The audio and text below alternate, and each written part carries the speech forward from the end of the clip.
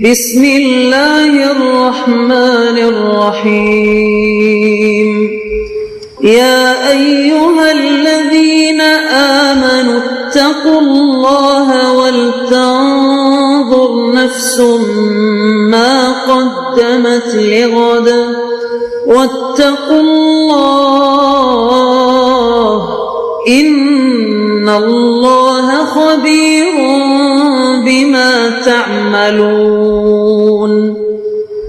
اے ایمان والو، اللہ سے ڈرتے رہو اور ہر شخص کو دیکھنا چاہیے کہ اس نے کل یعنی آخرت کے لیے کیا سامان بھیجا ہے، اور ہم پھر کہتے ہیں کہ اللہ سے ڈرتے رہو، بے شک اللہ تمہارے سب اعمال سے خبردار ہے۔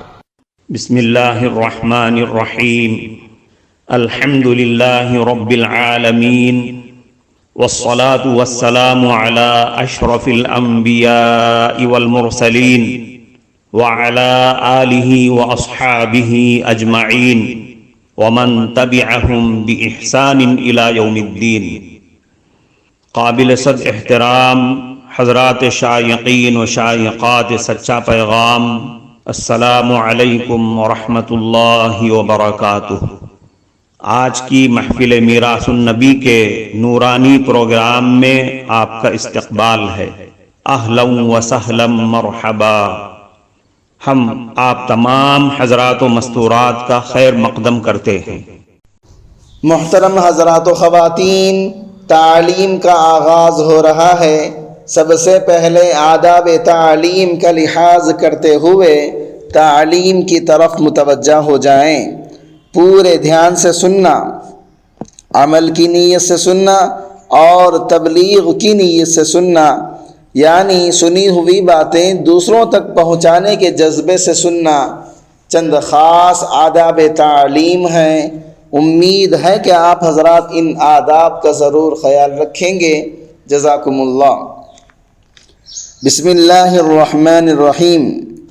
دو بندوں کی عجیب مغفرت۔ ایک واقعہ قاری محمد طیب صاحب رحمۃ اللہ علیہ نے لکھا ہے۔ اللہ تعالیٰ قیامت کے دن دو بندوں کا حساب کتاب لیں گے۔ ان کے نامہ اعمال میں نیکیاں نہیں ہوں گی۔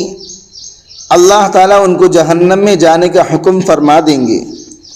جب اللہ تعالیٰ ان کو کہیں گے کہ جاؤ جہنم میں، تو ان میں سے ایک تو جہنم کی طرف بھاگے گا، دوسرا آدمی آہستہ آہستہ چلے گا اور پیچھے مڑ مڑ کر دیکھے گا، پھر چلے گا اور پھر مڑ کر پیچھے دیکھے گا۔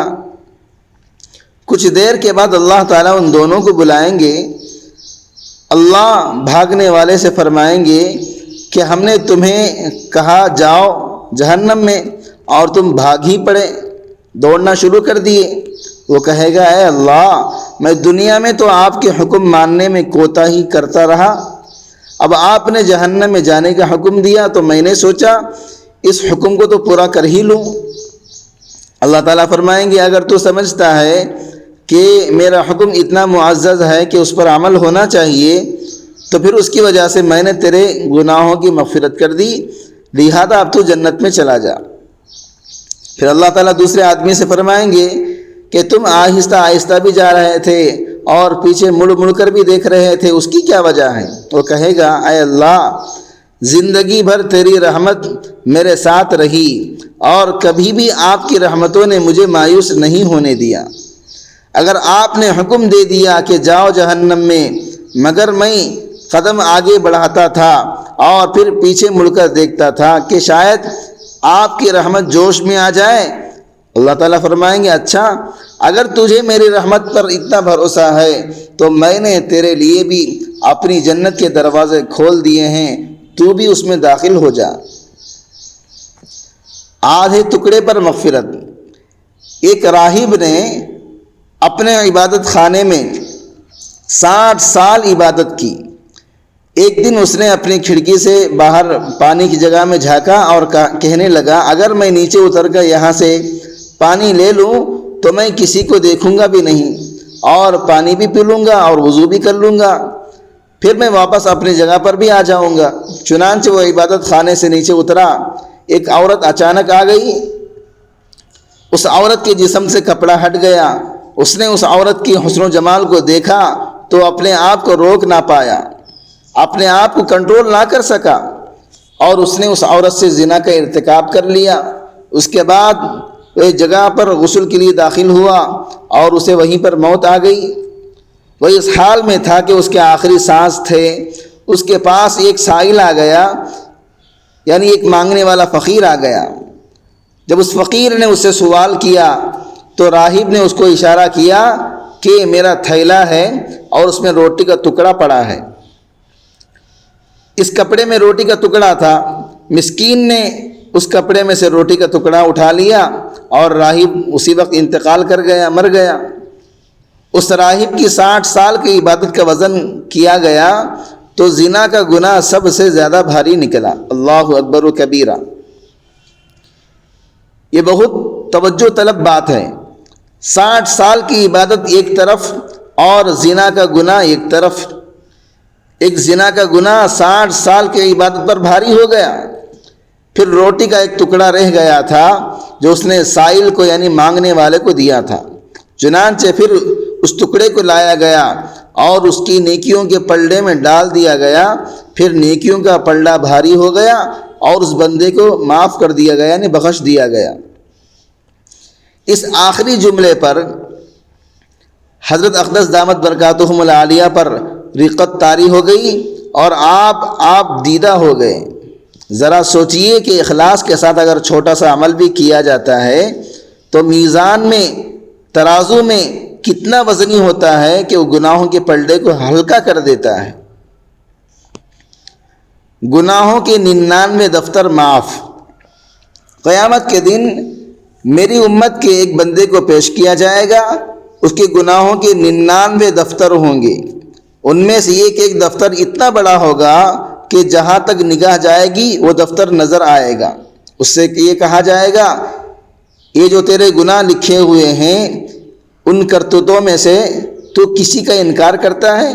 تو وہ کہے گا اے میرے پروردگار، میں کسی کا انکار نہیں کرتا، میں نے خطائیں کی ہیں، میں نے غلطیاں کی ہیں۔